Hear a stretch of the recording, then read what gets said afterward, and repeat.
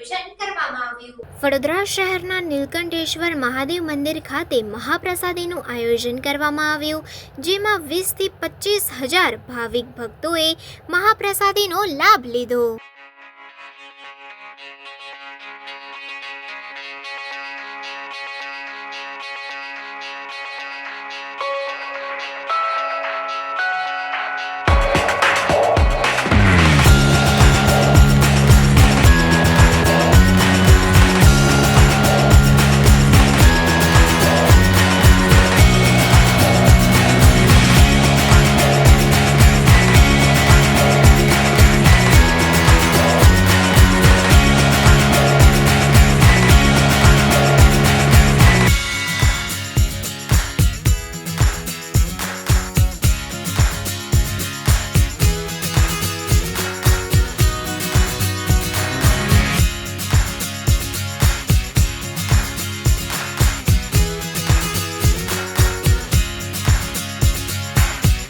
સમાચારોની ઝડપી અપડેટ માટે હમણાં જ સત્ય સ્વરાજ ન્યૂઝ ચેનલને લાઇક, શેર અને સબસ્ક્રાઇબ કરો।